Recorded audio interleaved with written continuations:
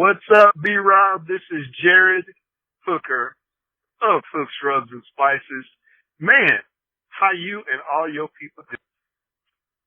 Good to hear from you, or I guess good to hear some of your shows here lately. Very interesting, especially the one that you had with another guy named Rob, and it was sort of like a Rob Inception or something like that. Sort of crazy, but very cool. Hey, man, congratulations on the Wrestling is Trash podcast. Haven't told you that, even though I know it's been out for quite some time. It's a great show as well. And I wanted to say thank you very much for giving us props on being in store shelves over here. Yeah, we're in Utah, but Texas born and bred, baby. Always, all day, HTown, all day. But, yeah, had a great opportunity to work with an Ace Hardware that's up here. And, you know, starting to sell product through them. Also, another amazing show called the Barbecue Pit Stop, store called the Barbecue Pit Stop, which has 3 locations here, and it is a great barbecue specialty store. So, you know, that's high respect right there, if, you know, getting picked up by a store like that. And there's some other great stuff in the making, man, other great stuff in the works. You know, it's all a big blessing, and I thank God for that every day. And I thank people like you and your listeners, Hoppy, for his great commercial drop, and everyone else that is a randomonium out there. And I'm just sitting behind crazy Utah drivers right now, and I don't know why this person is sitting here backing up in the middle of the freaking street. So whatever. Anyway, hey man, thanks. Shout out to you and all your people. Go ahead and use that 10% off code on Etsy.com. Search for Hooks, Rubs, and Spices. Use that 10% off code 3R Show and get you some Hooks Rub. Peace out. Hashtag We Smoke Meat. You are now listening to Random Ramblings with Rob. Yay! Yay! Yeah!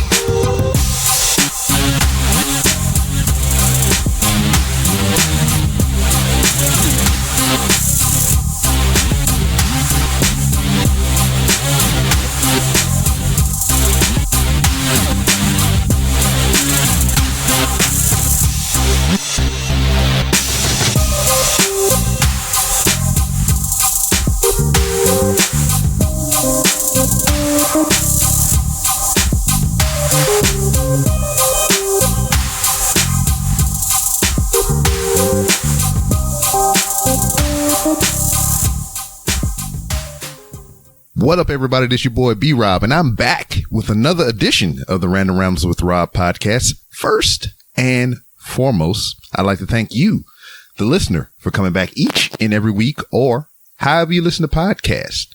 If you're a first-time listener, I'd like to thank you so very much for giving my show a try.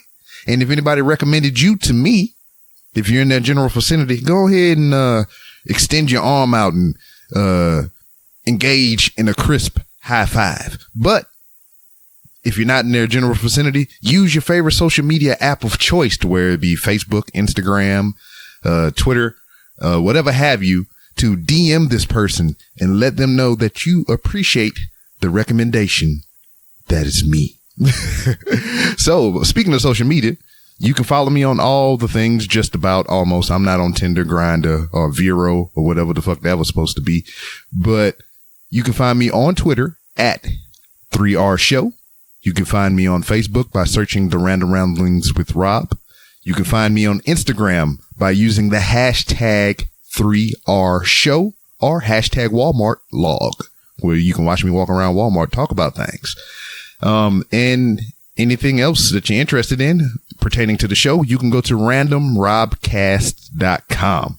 Shout out to our sponsor, Hooks, Rubs, and Spices, who I am proud to announce have secured a spot on a shelf in an actual store. So you can go to an actual brick and mortar place and use some Hooks, Rubs, and Spices in the Utah area. I'll get the specifics. It just popped into my brain just now. But shout outs to Hooks, Rubs, and Spices. But if you're not fortunate enough to be in the area of Utah where they're selling actually on shelves and shit, you can order online through Etsy at hooksrubsandspices.etsy.com. So help them spread the spices all over the earth, all over the world. You know, put it all over your meats, your face, neck, and your chest, if you so inclined to. But anyway, with all that being said, I have a guest with me on this edition, and he is from the land of fries. Is it okay to say that? I don't want to offend nobody. You don't offend me anyway. Maybe some other may be offended, but I'm not. Okay. So joining me is a guy that I have found from the wilds of the internet, specifically Twitter, where I've browsed a couple of his videos. Man talking to a microphone. I can relate. I'm doing this thing right now.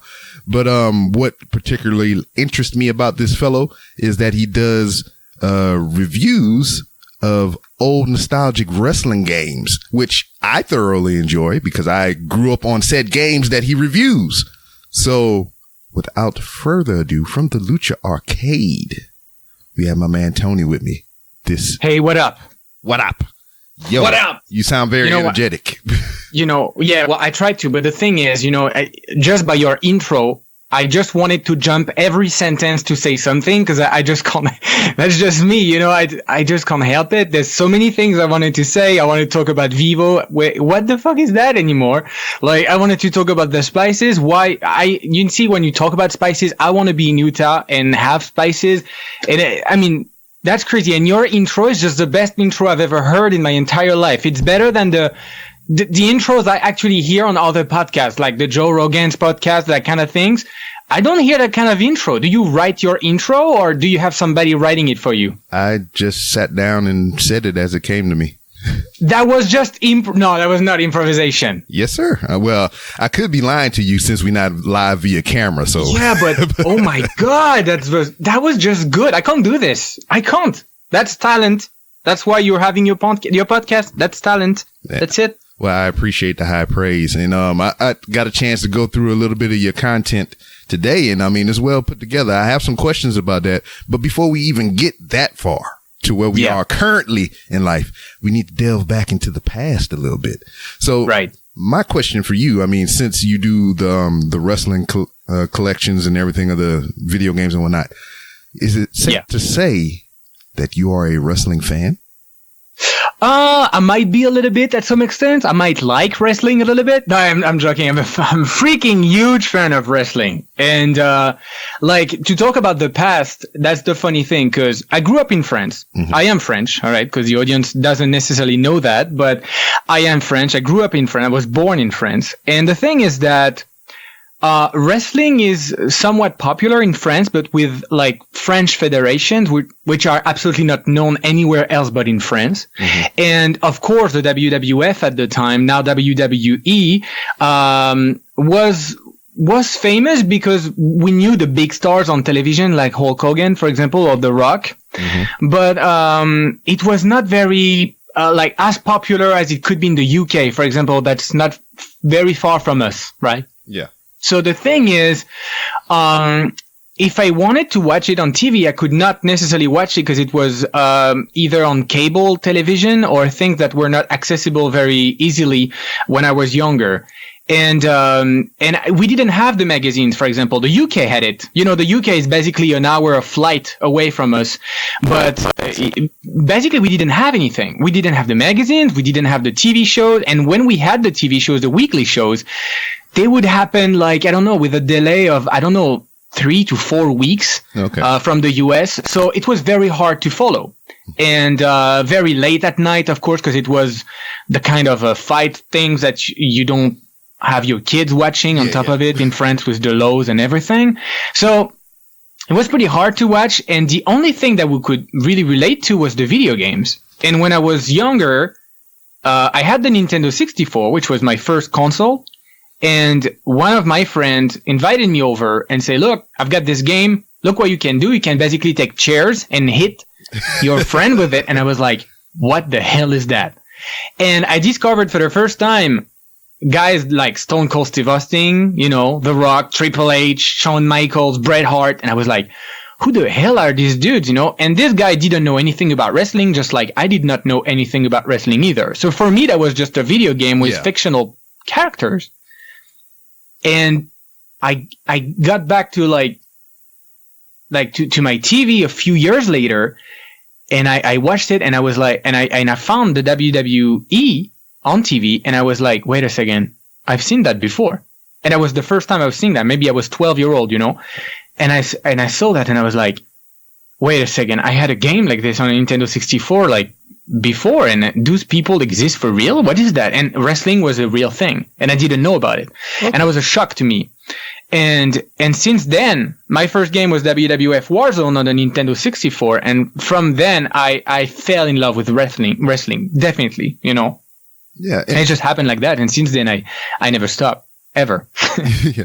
And I can understand that. I found wrestling at a young age too, but in the, when you was talking about the delay from the UK to where you are and whatnot, it reminds me of my childhood to where even here in the States where I currently live in Texas, but I was born and raised in Louisiana, which, you know, from where I sit to where I was born is a 2.5 hour drive. Absolutely, yeah. So we had those same delays in just cultural senses, like music, fashion. And, you know, so it was like, oh man, we had that like 2 months ago, and we just getting it here in Louisiana. Like, oh, okay. Is that true? Even between states, it's like that for real? Yeah. Well, I mean, where I'm from is a smaller town, so it's not as accessible to, you know, those things to us as it would be any other major city. But it's way different now. I mean, it's still a little bitty town where I'm from, but they have some more of those modern conveniences now. Right. I mean, the internet itself is just already something, you know, I guess. Yeah, exactly. I mean, because when the internet hit us, I can remember getting AOL disc in the mail. And oh, man. Oh, man. Using all. I remember that. Trials and everything. Like, hurry up, man. Yeah. We gotta download as much as we can before this trial run out. Oh yeah. We would take an hour to just load a JPEG at the time. That was something too. Yeah. And that was a thing that I think about often, especially when I go to Walmart on my excursions. I go to the hard drive aisle, like with the memory sticks and all that stuff. The floppy disk. Yeah. To where I can remember the same 32 gigabyte thumb drive that they sell now for $5 used to cost like $150. I know. That is insane. That is just insane. Yeah. But like, I know you talked about, you know, learning more about professional wrestling through the video games. Yeah. So whenever you were able to access, you know, professional wrestling on TV regularly or through video or anything like that, what was one of your first favorite matches that you can remember? One of the matches that you watched over and over again? Oh, the one that I watched over and over again. Well, the thing is, I didn't know about pay-per-view really, because once again, that was not something they would show in France. So they would make a kind of a weekly mashup, I guess, that the United States would send to other countries like France, and they would send basically their recap, if you want. That was like each week we had an episode of Monday Night Raw, but in fact, in it, they would include, for later, of course, they would include Raw plus SmackDown in it, plus some bits of pay-per-views. Okay. And I remember that SummerSlam, and I think it was, I don't want to say bullshit, but I think it was 2002. I don't even remember that, but there was Triple H against Shawn Michaels, where they reformed the DX, the D-Generation X, and they split up in the middle, and both of them were against each other, and that was such a big deal. And I remember this match, but was it 2002? I don't know. But yeah, definitely remember this one. And I remember also, and that was a little bit later, but I remember The Undertaker against Shawn Michaels, what am I saying? Shane McMahon. And those crazy matches, you know, it was just crazy to me to see that, and especially because when you're a kid, you believe in it, you know. So when you see blood, when you see you know, the entrances they make and how serious they are on TV, you're like, all right, this must be true. So when you see a video like, for example, the limousine of Vince McMahon exploding, you're like, okay, he's dead for real, for real. Like, and I remember I would go to school and say to my friends that were watching too, because I got them on the bandwagon at the same time. They were like, did you see what happened? I was like, yeah, man, the CEO of the WWE is just dead, just died on TV, you know? And everybody's like, I know, what the hell, man? That's, it's, you know, but those things stay in my mind. But yeah, I would say this match was somehow one of the matches that I remember the most, actually, with the ladders and everything. That was crazy. Yeah. What was yours? Oh, shit. When I was young, I had a VHS tape of the best of WrestleMania 1 through 5. And it was like the marquee matches from WrestleMania 1, 2, 3, 4, and 5. So the one I found myself watching most often was the one from WrestleMania 1. It was Hogan and Mr. T with Jimmy Snuka in the corner against Roddy Piper, Paul Orndorff, and Bob Orton with the arm cast. And Muhammad Ali was the freaking referee for that match. Yeah. So yeah, that was the one I watched the most and everything. And but you know, as everybody knows, as has listened to the show, this will be specifically for the new listeners and you. I did not come into professional wrestling via a video game or from professional wrestling itself. I found out about professional wrestling because Hulk Hogan was an actor to me. Yeah. I seen him in movies first before I seen him in wrestling. You saw it in movies, of course, yeah. So I happened to go to a video store and I seen him on the cover of a WrestleMania VHS, and I was like, "Oh, that's that guy from that movie." Hey, I remember him. Yeah. Big mustache. And then I watched that VHS, and then I got hooked on wrestling from there. Oh, okay. You remember the movies I were in at the time? Oh. I mean, I know he had this his series on he was on a boat or something in Florida. Thunder in Paradise, or something like that. There we go. Yeah. Because they had Thunder in Paradise, and then WCW branded another show called WCW Thunder or some shit like Thunder, that. Yeah. Became a game. Yeah, that too. Yeah, see. It's on PlayStation, yeah. Have you got that one yet? Yeah, of course. Okay. We should ask about the games I do not own yet, in fact, because the list is way shorter. But yeah. Looking, where is it? Yeah, it's behind me. I was like, you have the physical list. It's just up on your wall. Yeah. So does your wall look like one of those crime scene things from a movie to where like they have the head guy at the top and then they got the yarn going to all the other people and everything? You just crossing them off your list? Well, I stopped doing this because it was way too messy on my wall, so I started an Excel sheet on Google Docs, which is way easier to put crosses and change the things and not having post-its everywhere. But yeah, I did that actually because it's well, first of all, there's not hundreds and hundreds of games to collect, all right? Because we're just talking about wrestling. I mean, that's not like, I don't know, other kind of games like shooters or Call of Duties or things like that. But I'm not just collecting one version of the game. Generally, I take it on all platforms that exist. So like WWE All-Stars, for example, I have it on the Xbox 360, the PlayStation 2, PlayStation 3, Nintendo 3DS, the Wii, the PSP.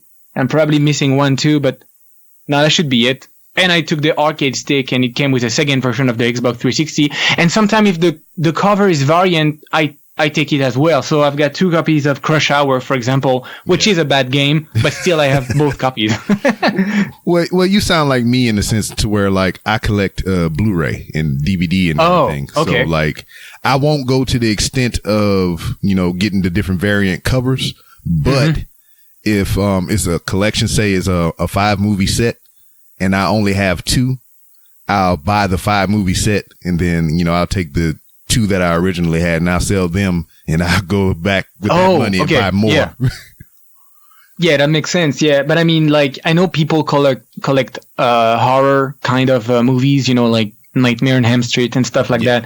And they make new releases every year of these movies since the 80s.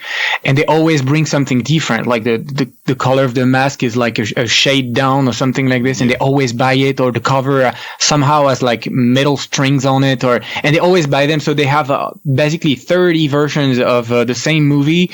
So, I mean, those things scare me because I know I feel crazy sometimes when I collect something and I buy off of eBay. One thing that is different from the one I originally own, and it's like $2 plus another $2 plus another. And in fact, I received like 10 games in my mailbox, and I'm like, I feel crazy because I already have them 5 times, but the cover is just different. So I know, but on top of it, recently I've been watching another podcast that was the one of what's his name? Oh damn, I forgot. The 2 WWE superstars that are collecting figurines. Yeah, the major podcast. Zach. Zack Ryder and Kurt Absolutely. Hawkins. Yeah. And Brian, yeah.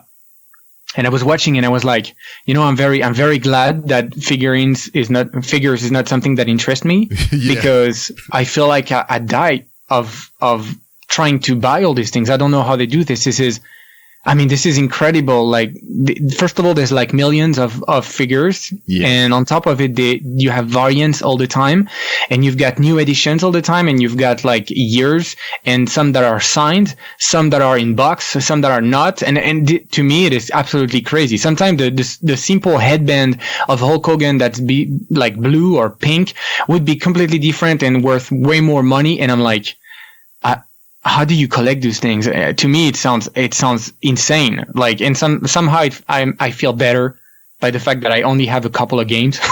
So yeah, I don't know how they do that. Well, see, that was the thing with me too, as far as what's the joints, the pop vinyls go.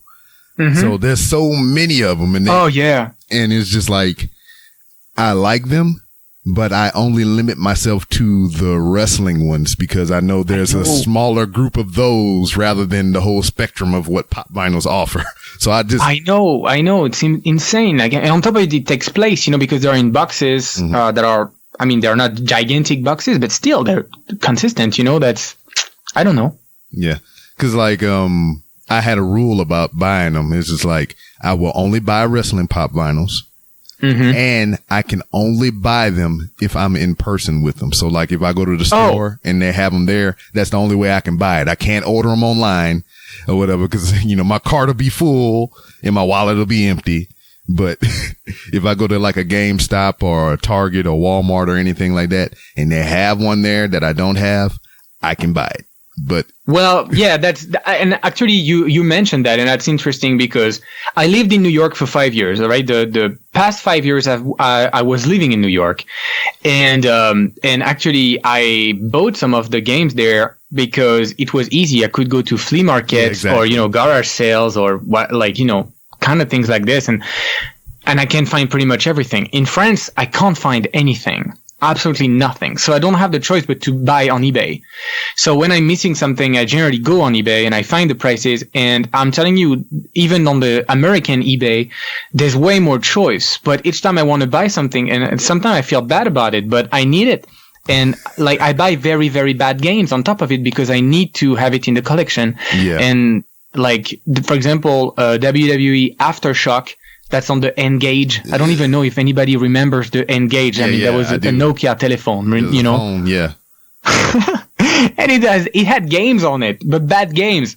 And the WWE somehow found a way to release a game on this console. I don't know why.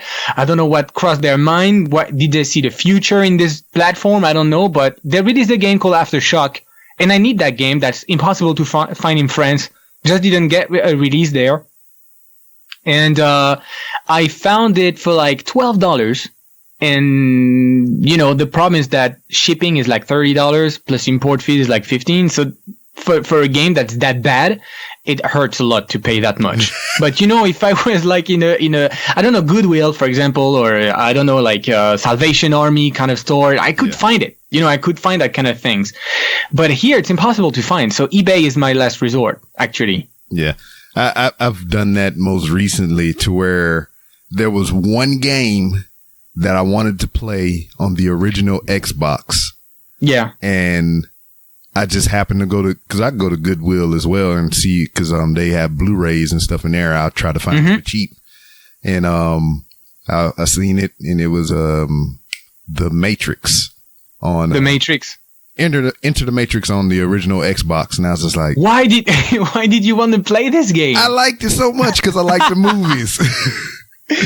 Man, it is a bad game. It's not that bad. I mean, I recently replayed it, and as far as as far as how we've come with technology compared to what we have now, and in between then and then. Yeah, it was kind of crappy, but I loved the shit out of that game because I loved the movies. Well, yeah, I know. And anyway, that's something I say often to people that comment on my tweets or whatever. I often say, because some people tell me their favorite game, and sometimes nostalgia is weighing way more than what the actual game is. Yeah. And that I can understand, definitely. Yeah, because what I really liked about the game was that it took two characters from the movie and gave them their own, gave them their own storyline within the timeline of the actual movies, and they had actual movie footage in the game that corresponded with the movie. That's why I enjoyed it so much. They even made Neo's game, The Path of Neo, for the original Xbox. Yes, where that takes place in the training simulation, to where he was actually training on the inside the Matrix and everything. So you go through a whole bunch of different training montages that they didn't show in the movie with actual freaking movie footage.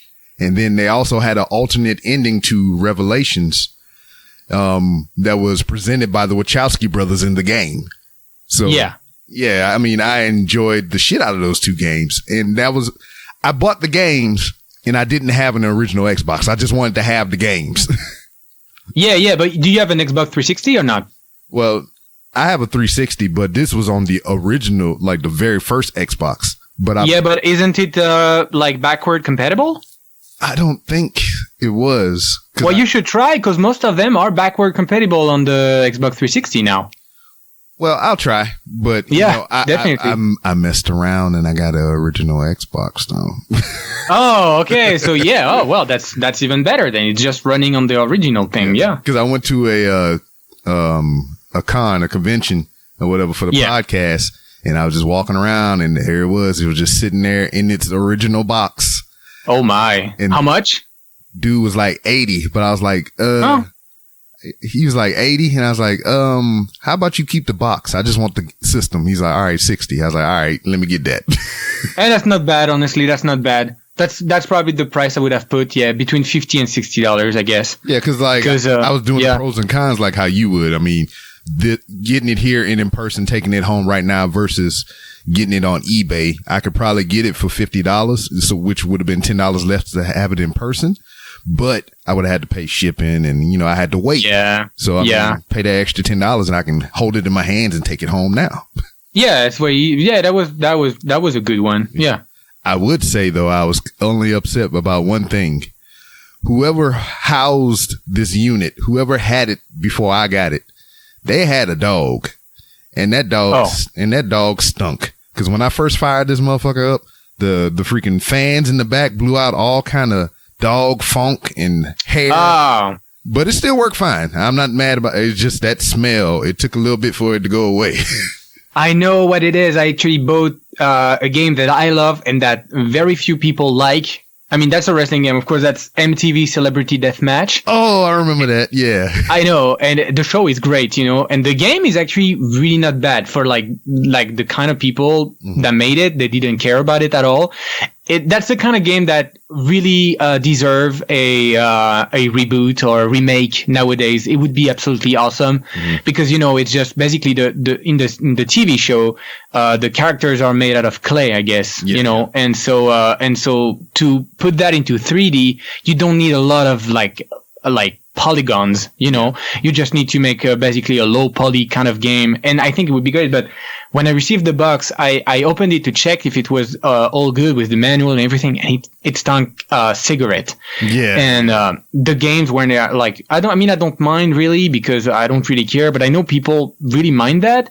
And I wrote to the seller and I said, look, I don't mind, but for future reference, some people may actually send you back the game because it really smells like cigarette. And still now, like that's a month and a half that I have it. I opened this box a few times. It's like in pure air and everything. It still smells. So, I mean, yeah, I can understand that, especially for a console, that's with a fan and everything. It's pretty annoying. Yeah. Yeah.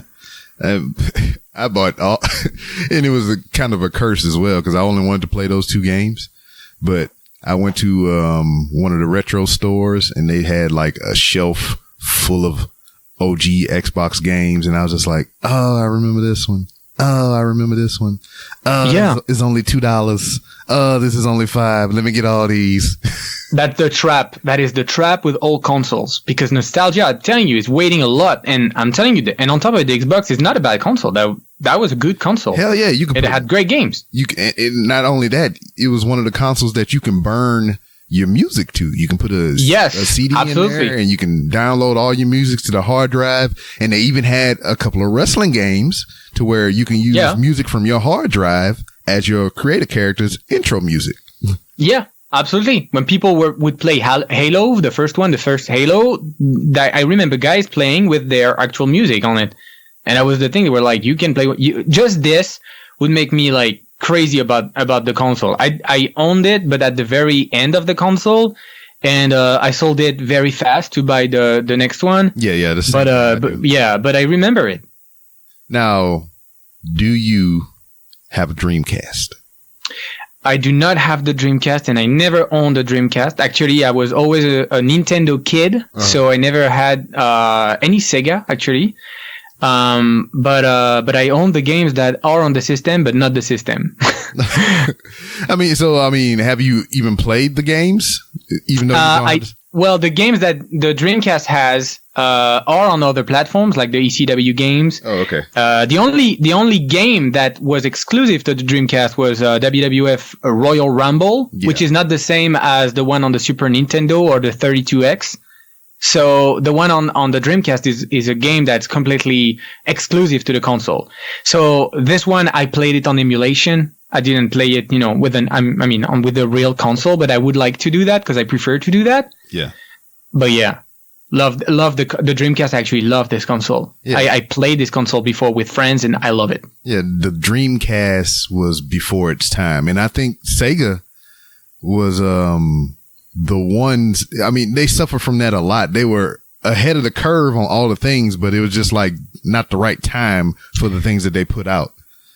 I could rant for hours and hours and hours on Sega and how they missed it.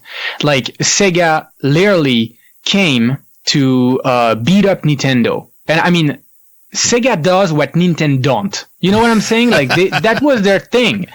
And that was crazy to me how they fucked up this thing, because they came against Mario, who was a fat plumber with an Italian accent, completely lost, drugged up on mushrooms, trying to save a princess in a castle full of dragons. That made no sense. And they came with this cool ass dude that goes to 100 miles an hour called Sonic. He was blue. He was cool. He had shades. He would go fast and they still managed to fail. And for kids, that was a big deal. And all their consoles were all the time ahead of their time. Like the Dreamcast, as you said, it had online compatibilities. It had, CDs. It had, on the controller itself, a little thing that you can plug in to see an extra little screen. It was insane. Like, they had games that you can play online. Like in Japan, they would play a game called Phantasy Star Online. Mm-hmm. And that was such a great game. That's from Sega on top of it.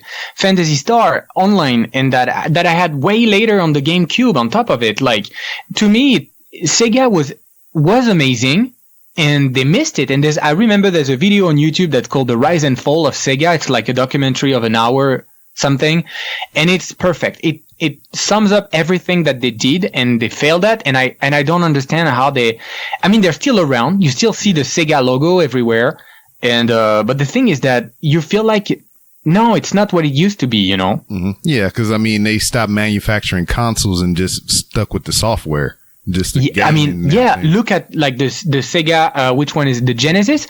The Genesis Mini. Everybody's talking about it. Oh, yeah. Everybody's so happy about this thing, and it means that people they have the nostalgia of Sega. Everybody loves Sega. They just, only Sega fucks up Sega. I don't understand. With the fan base that's there, I don't understand. Look what they did with the new Sonic movie. Like, you're like, are you gonna fuck up everything that exists about Sega or what? Like, you don't understand. Yeah. Some people can say the same can be said for WWE. Oh, yes. Only WWE can fuck up WWE. I mean, you can put all the fans together. You can put all the goodwill you want. If they decide not to listen, they will not listen and they will do whatever they want. And since there's no, other alternative, we don't have the choice, but we buy it. I see people online, they're going to buy WWE 2K20. And I think it's just a big DLC of everything that happened before. I as a collector, I'm not going to buy it. That's to tell you. I mean, when I say I'm not going to buy it, I'm not going to buy it now. I'm not going to pre-order it. And I'm not going to buy it until months, until it drops in price. And I find it on eBay. That's basically what's going to happen. I'm not going to buy that game. I refuse to pay $90 for a DLC. I refuse. Yeah. I mean, and that's the realization I came to this year, man. Because I bought it ever since they went over to just going to the numbers. Because they had SmackDown versus Raw versus SmackDown or Raw. You know the game, that series. Mm-hmm. SmackDown. Then it went away. Then they came back with WWE 13. Yep, 12. What 12? 12. All right, because did that one have Randy Orton on the front, or was that one John? Yes. Yeah. That's the 12. Yeah, so I started there, and I got them every year since then. And then I got freaking 19 this last season, and I was just I put it in, I downloaded all the content, I created my character like I normally do every game that come out, and then I played maybe 2-3 rounds of the story mode. And I have never played it since. Oh, man. So, I feel you. Yeah, so it's just for me to do all that again and just let 20 sit there as it does with 19. I think I played 18 more than 19. Well, I know for a fact I played 18 more than 19. But I don't want to go through that again. And it's just like you said, I mean, November's coming soon, so they have a Black Friday sale, and I'm pretty sure I can get it for real cheap. Somebody actually mentioned that on Twitter. Yeah, that Black Friday is coming, and we don't have that once again in France, so I'm not able to do that kind of thing. We have the equivalent. Which one is called? Cyber Monday or something like that. Yeah, where they have deals only online. But we don't have the Black Friday thing, so I can't do this. But yeah, I don't know how much you can pick up a game for that has been just released on Black Friday. What, half the price? No. Oh well. I've seen anywhere between a regular game here in the States is $59.99, $60. Right. Well, 60, right. $64.34 with tax. So yeah. I've seen at Walmart newer release games getting bumped down to $39.99. Okay. And maybe $2 or $3 cheaper than that. So that's the price I would pay that game. Yeah. But not $60, and that's the basic version, which I think is not even worth it. I think the version that's worth it is called the deluxe, with the extra characters and stuff, and that's $90. I mean, what? $90? Are you kidding? $30 for few characters? Did you see how they rendered China? Yeah, I just seen that today. I mean, what? They went with the freaking rocket launcher version, and I was just they could have did better than that. I mean, yeah, sure, it is. I mean, somebody put a comparison with somebody that made a creator wrestler China and somebody in the actual version that the WWE released for the game. And I'm like, the guy that made it on the creator wrestler did a better job with an actual version of the game that's not designed to make China. Yeah. And it was better than that. I mean, sure, she's not around for her to have the motion capture and everything, but still, well, come on. Well, shit, man. DDP is still around, and they made him look like ass. That doesn't work for that. I don't know what they're doing. I don't know. I don't understand. I mean, the games they are releasing are all the same, really. And I don't think people want to play that. I mean, I see a lot of people doing their fantasy characters into their fantasy, rosters and everything, but to be honest, most of the people that I see playing, they don't even play the game. They put CPU versus CPU and they watch their own thing. That's what I do. What? Yeah, that's what I wind up 17 and 18. That's what I did a lot. I would create characters, or I would go to the community creations and I would download current roster people that they didn't have in the game. And I would just book matches and I would just watch the computer fight them because I just didn't want to go through all that shit. Yeah, that's the thing. You come to a point when you don't even want to. You make just a live action of what you would like to see on TV, and you don't. And I mean, that's not what I want to do as a player. I'm a gamer first, and I want to play the games. That's why when I pick up, for example, the arcade game, WrestleMania, the arcade game, I want to play it. I don't put CPU versus CPU. I mean, those modes, CPU versus CPU, were implanted in video games so they can show the games. So they showcase them in like E3 convention or stuff like that, so they don't have to play the game all the time to show it to people. And that's why those modes were here. And now they just leave them in the games because people just like to do that. Like, look at the YouTubers and streamers. They are with their bowl of cereal with their own stream, and they just let the CPU do everything. And I'm like, why do you even enjoy the content you make? Are you even enjoying anything except your bowl of cereal? You don't. Like, this is not fun. Don't tell me you're having fun downloading the character of somebody else that you didn't even create because you didn't have the time, or I don't know, the creativity to make the character. And on top of it, you play it CPU versus CPU. Like, I don't know. I don't know either, man. Yeah. I have no clue. But, I don't know. It's just, it makes you feel like you run the Federation and everything when you are able to do it like that.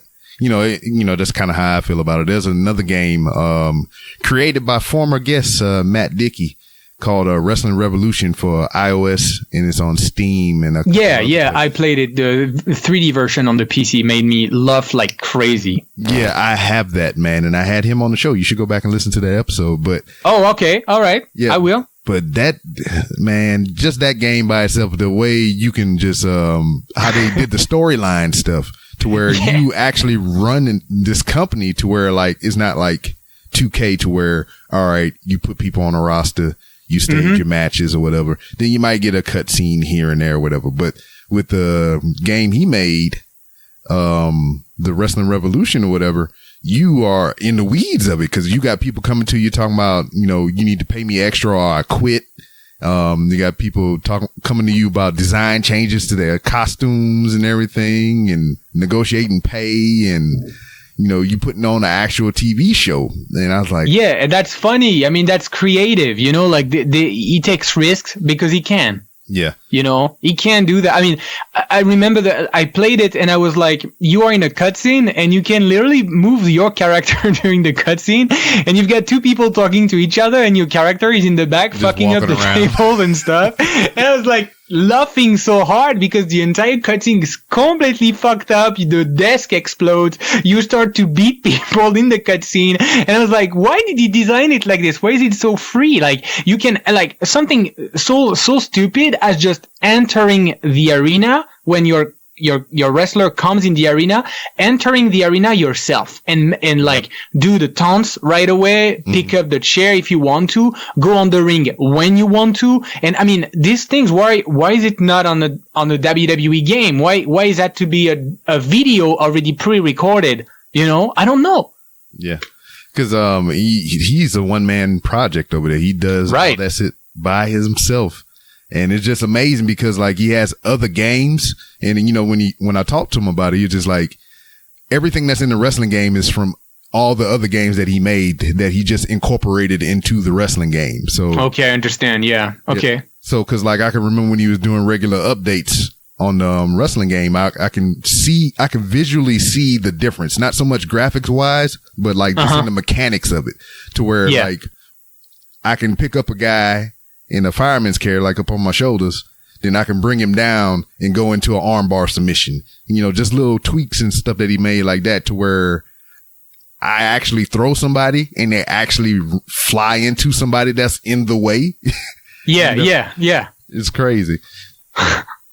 This game is crazy. I love it. And I know there's a 2D version, so I guess that was the version on iOS maybe, or maybe the smartphone version, I guess. Well, I don't know. They have both on there now. It started off with I started off with the 2D version on my phone, and then it came out with the 3D version on the phone as well. Okay. Yeah. But I mean, for a one-man project, I mean, that's where you can relate. You're like, okay, this guy is by himself, is capable to do this with his own, like, his own time. He's not I mean, of course, we buy the game later on, but nobody's paying him on a monthly basis to actually release this game. Yeah. And on the other side, you've got gigantic companies with actual trademarks and names and superstars, and they have partnerships with like Sony, Universal, Warner, and they have everything. And yet you feel like somehow there's more depth to a game that's designed by one person than a game that's run by like, I don't know, 100 of them. And that's where I have a problem. That's where when I play an actual WWE game, I feel like there's no charisma in it. I feel like I'm seeing empty shells fighting against each other. I don't see the aura. You see what I'm saying? I don't see the charisma of these characters. I don't. Where back in the days on the Nintendo 64, you could understand those characters somehow. You felt like they were here, you know? It was different. Now it doesn't feel like there's no attitude. There's nothing. Yep. The attitude era is gone. Yeah. Here we go. Just this. I mean, and you know, I mean, I am nostalgic of that time, but I have nothing against the current time. I love the roster of the WWE. I love, you know, the fact that they are doing, like the highlights on the women championship. I love that. Yeah. I think Becky Lynch, Charlotte Flair, like, even Asuka. I'm a big fan of Asuka, and I think those characters are amazing. I feel like they really want to push them, on the WWE 2K20, sorry. Mm-hmm. And that I like. But once again, when I see the final render, I'm like, no, it seems shallow. You know, it's not what you could do. It seems shallow. Yeah, you can have fun doing the matches that you want to see, but it doesn't go further than that. You know, and once again, I refuse to pay that much money for this. What they're trying to do right now is secure the sales. That's all. They try to incorporate things. And so, as a collector, I like to collect things that are a little bit different. So collecting WWE 2K20 as just the box, I don't really want to do that.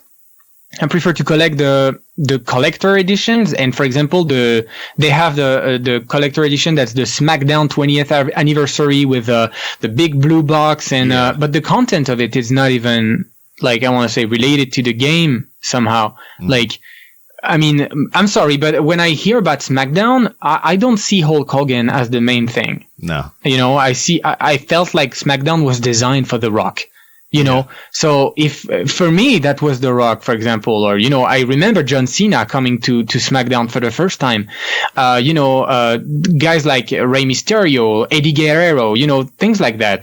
And when I see that they're pushing Hulk Hogan, I don't feel like it's the right thing to do. You're having a piece of the apron of SmackDown. I mean, it's irrelevant to me.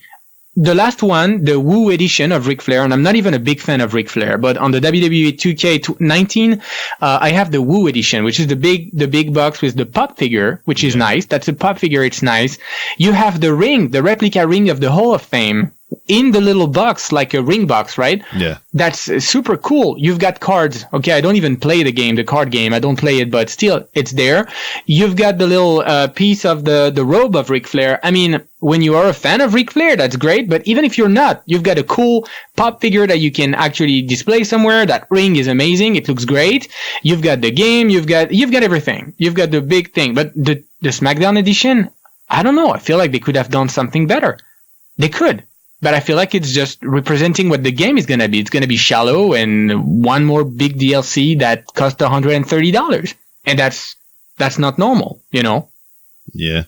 No, there was only one edition, I believe, collector's edition that they put out that I really wanted. And I believe it was I could be wrong, but I think they had an NXT edition or some shit. Right? Yeah. Yeah, that was the one with the Finn Balor demon statue. Yes, yes. I wanted that one so bad. And I actively went there to try to get it, but they were sold out. You know, I mean, it wasn't a thing to where like, oh, I can just get it secondhand off eBay or some shit like that. It's like, I wanted it in the sense that if I go here and pre-order and they just so happen to have one, I would get it. Well, I don't have it. That's a version that I do not have. And I have, because, you know, I'm not a Rockefeller, right? I don't have ultimate money. I'm not a Trump. But the thing is, so I can't buy it right now because of my finances. I bought way too many games this month and I'm stopping there. But right now on eBay, because I checked that out, there's this version that's the 2K17 of NXT with the Finn Balor and everything. It's brand new, all right? And that's the Xbox One version, but it's there. It's for $39. Wow. US. That's in the US. And I think it's like the shipping cost to wherever you are in the US is probably $5. Because me, it's $17 to France. So I guess it's going to be around $5. So basically for the whole thing, it's $45 for the whole mint thing. I'll send you the link if you want to. Yeah. But yeah, you can definitely buy it. It's not expensive right now. It's because once again, they made pre-sales and, those guys went on the internet and bought hundreds of these things because they thought that it would sell well, and it didn't. And so now, like 3 years later, we're selling those things, mint condition, in box, still sealed, for $39. And that's the truth, though. The SmackDown edition, I'm just gonna wait a few. It's gonna be brand new for the same price. So that's why I'm not even rushing on it, you know? Yeah. Well, damn. I think you mentioned it a little bit earlier when you was going on your tirade about the video games. But out of all the ones that you've collected so far, which one is your favorite? So it has to be the first game I ever had, which is WWF Warzone on the Nintendo 64, which once again is a bad game. It is a bad game. You've got to say what it is, but it has a very few characters, and on top of it, the Nintendo 64, due to the cartridge, is limited with the sound, with the graphics, with the way it operates. The PlayStation version is way better. But once again, I was a Nintendo kid. I had the N64, not the PlayStation 1 at the time. But yeah, I love this one. I have to say that I am a big fan of TNA Impact. Many people didn't play it, but it's a really good game. It's fast-paced. Yeah. It's very arcadey, and I love arcade games. It was really good. I wish there was a second one. And I love WWE All-Stars, which is once again a very arcade game from the WWE, and I think they went different from what they used to do, and that's a good one actually. Yes. And you've played this one? Yes, I love that game. It's a good one, right? I actually sat there and I waited. I held on to my 360 for so long because they were actually at one point in time putting out extra characters for the game. Yeah, they were. That was the first. No, that was not the first actually. TNA did that, but yeah, on the Xbox 360 they would have packages you could download. Yeah. Mm-hmm. And I love that game so much, and I just like they need to do a re-release or make a updated version of that one, because I mean I thought it was fun because one of the games that you brought up was WrestleMania, the arcade game, and I loved the shit out of that game. Well, here's the thing. Just to come back on WWE All Stars, you see how they design the characters. They look different from what you can see. You know, they look like almost caricatures of the actual wrestlers. It is because before this game gets released, they were working on another game that was called WWE Brawl, and this game was actually developed by an Australian team, and they wanted to make that game based on a Sega Dreamcast game that was called, I think, Power Spirit or Power Stone. I think Power Stone. Yeah.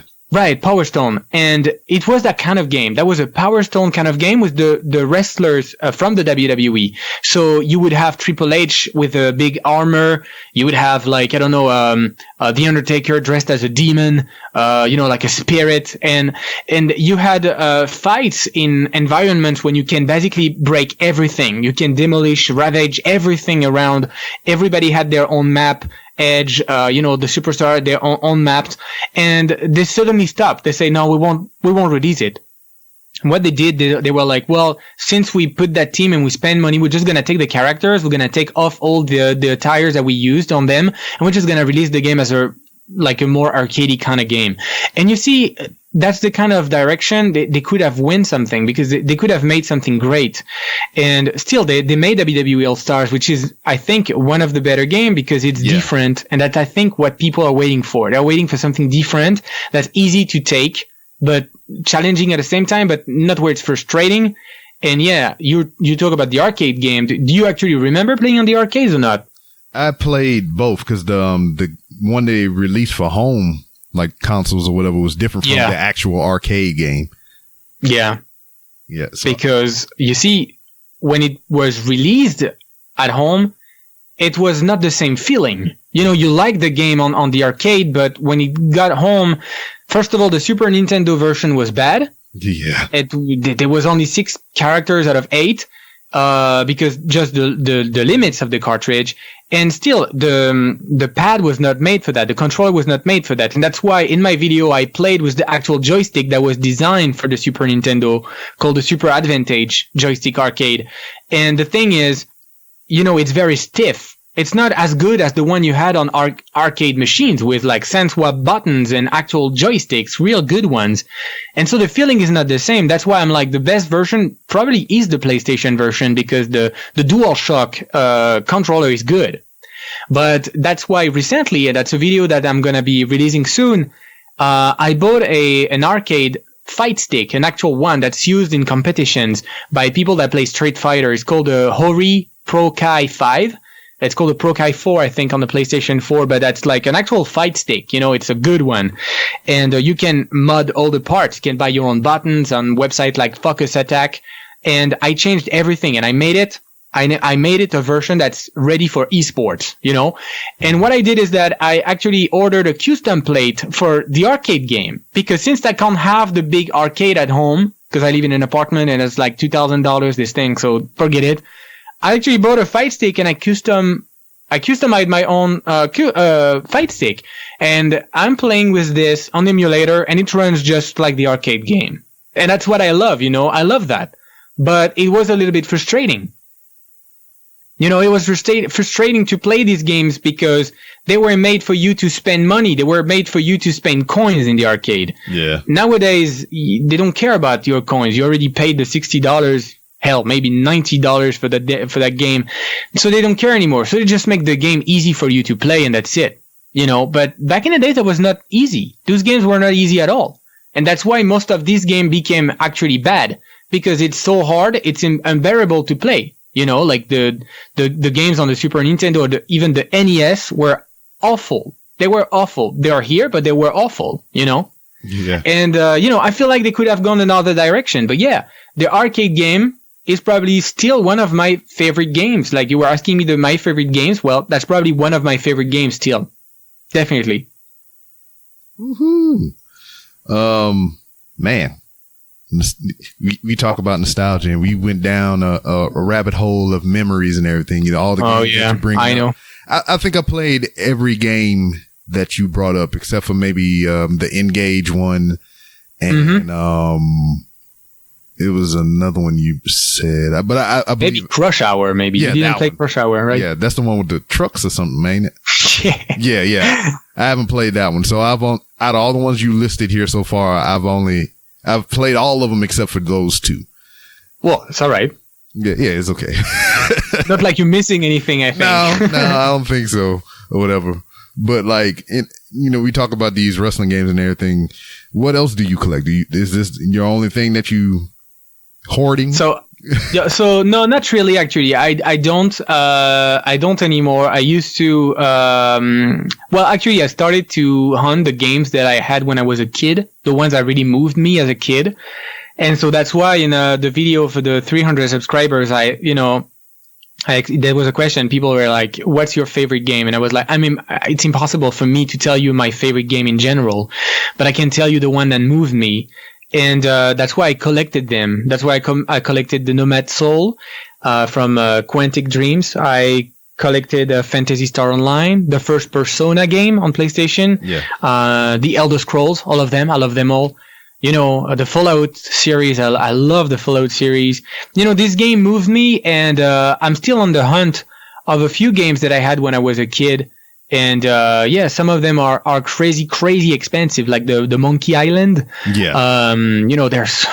LucasArts made crazy games like the Green Fandango, for example, but they're just very expensive, especially when you want them in big box, the one we call big box for PC.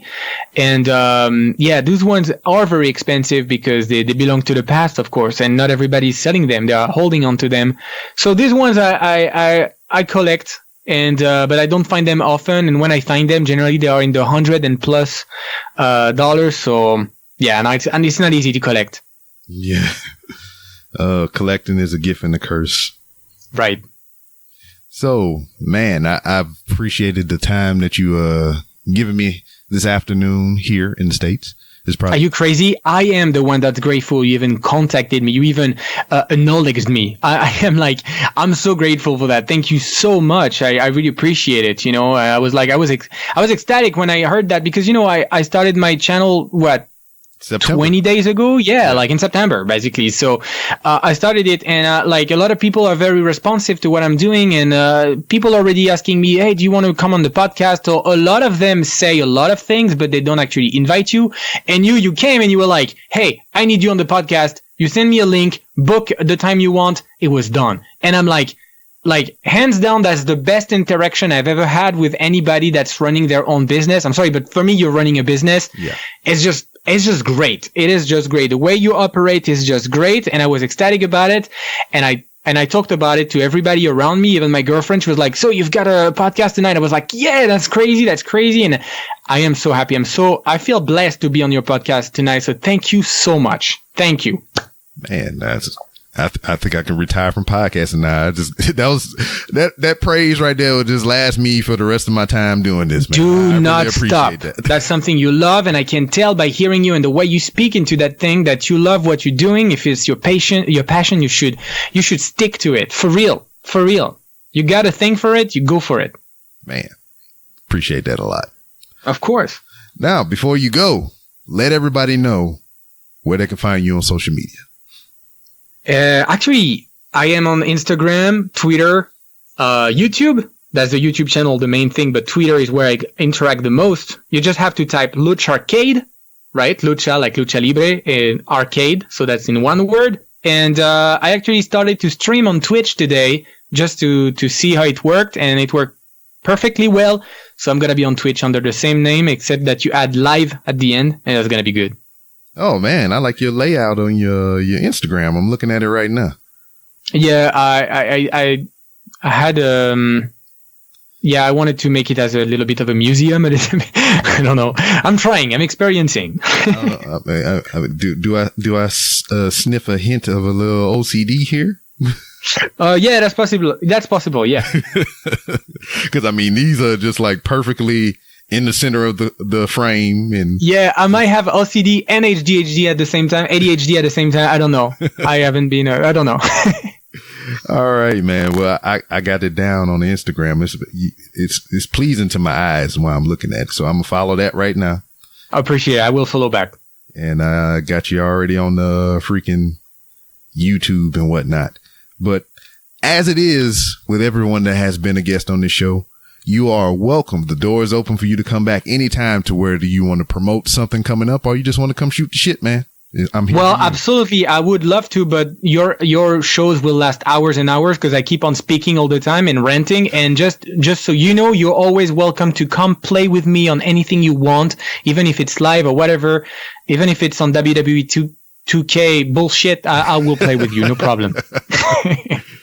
Oh, man. And I genuinely hope that you've enjoyed this episode. It was great talking to my man, Tony. And his accent is so damn dreamy.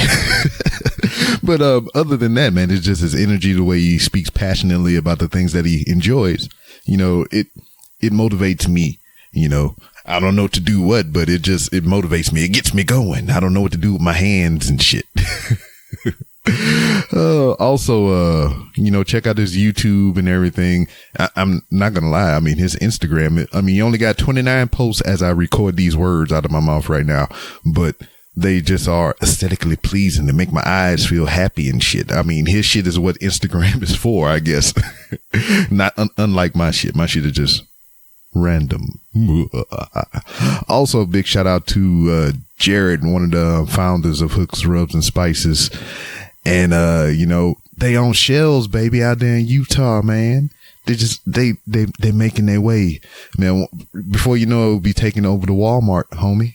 We'll be taking all over the Walmarts, maybe even some HEBs down here in the Texas area and whatnot. But congratulations to them. I'm proud to be sponsored by them. And, I will wave the banner of Hooks, Rubs, and Spices until whenever the day ceases, I guess. I don't know. I don't know what the fuck that was kind of dark. Anyway, but yeah, hit him up on Etsy.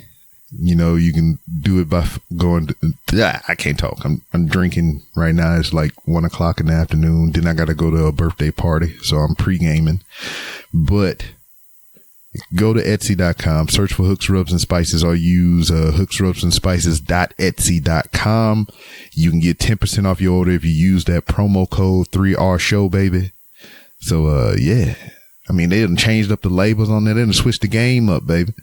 So, I mean, I guess, you know, it still remains to be seen that the 3R Show bump is proving itself, because Jared has been on the show before when we did the review of the Black Panther movie when it first came out. So he has been a part of the Random Rounds with Rob podcast, and his partner Jay, who I don't think he does anything directly with Hooks, Rubs, and Spices, but is his co-host on the hashtag Blackout podcast. He's been on the show in voicemail form, so I guess voicemails work in a sense too. So I'm gonna start promoting that again. You know, get your voice heard on the Random Rounds with Rob through the voicemail line. That's 304-825-5762, and maybe you can benefit from the 3R Show bump.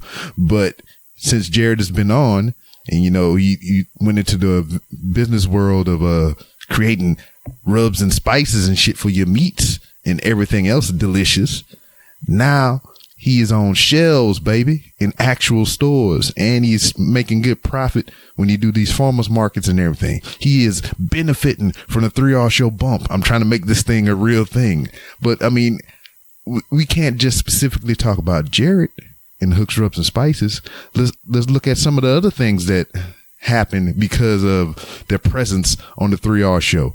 We just had not too long ago returning guest Kiefer Bartek. He went from just being a lowly, I ain't gonna say lowly because he's talented. He went from being a successful professional wrestler to having and running his own wrestling company. Benefits of the 3R Show bump. Who else we got? We got Kiera Hogan, who was on the show, who went on to do multiple things on television as far as Impact and Women's of Wrestling. You know, that's on syndicated television, baby. Benefit of the 3R Show bump. Who else we got? We got freaking Michael Jai White was on the show. Now they're in pre-production of his new movie, The Outlaw Johnny Black, which, thanks to you all, because it was crowdfunded, is, you know, underway. It's getting started. And this dude was dubbed king of a freaking country in Africa somewhere. So, I mean, this dude went from being a phenomenal actor and martial artist to a freaking king. All benefits of the 3R Show bump, baby. What else? What's some other things? Sir John Lee. Can't talk highly enough about this man. You know, great producer, great musician and everything. He got credits from some movies for after being on the show, you know, being a composer, doing music for a movie that I was in called Brick City, which you can look it up on IMDb right now. And he's credited as a composer. He's also been credited on some other projects and everything through the Random Rounds with Rob's podcast, the 3R Show bump. What else? I'm trying to think of who else benefited from the bump. It's so many people that comes to my mind. Oh, Josiah Williams. You know him famously for doing the Wrestle and Flow, the wrestling theme remixes or whatever. He was on the show, and shortly thereafter, he was signed with the WWE Performance Center. You working down at NXT doing interviews and all kind of stuff. Now you on TV, baby. Benefits. Who else? Alicia Atute. You know, she highly successful doing interviews and everything with professional wrestlers and indie artists. And now she's on AEW television, and, you know, a slew of other things has just been lining up for you since being on the show. Who else? Chris Van Vliet, another guy. We just seen him on the premiere of AEW television with Jason Mewes and Kevin Smith ringside live on TNT, baby.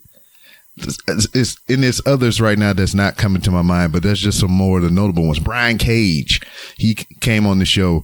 Then we'll move on to be freaking Impact World Heavyweight Champion. Marty the Moth, He would move on to be a freaking Lucha Underground champion. And now he has a successful Twitch channel. So, man, I mean, it's endless benefits to being on the show, baby. I ain't trying to sell you no smoke, but I mean, it's just coincidental. Black Rambo. Look him up on Instagram. Black Rambo TV. He went from having 86,000 followers. Now he damn near to 1 million. He got like 500, 600,000 followers. All the benefits of the 3R show bump. All right. But I done said that. I done rambled for so long talking about the benefits of being on the 3R show, but I just want to let you know straight up, you know, this is no lie, that I can't big up off the back of all these people. They all put in hard work. They are dedicated to their craft and whatever it is they're doing. And they made the success for themselves and everything, except for Michael Jai White. That was some other shit. I don't know how you get kingship. You know, it was some other things contributing to that, but like, wow.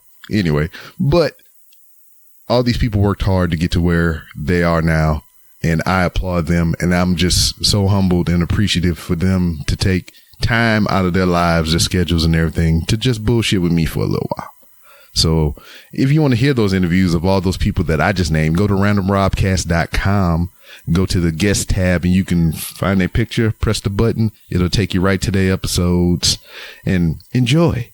Also, you can follow me on Twitter at itsbrob. That's ITSBROB. If you want to talk professional wrestling and any other general shenanigans, that's the place you do it.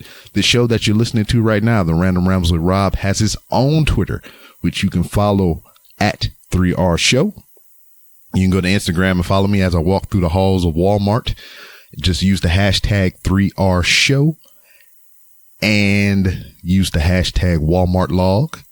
And then once again, randomrobcast.com, where you can find many different ways to help support the show. But the most important way that you can help this podcast and any other podcast that you listen to is by writing reviews, 5-star reviews on any platform that you listen to the show on. It is very much appreciated, and it gets the numbers up, and it gets the word out, and it helps out so tremendously. So with that being said, I'll see you next time. Catch it.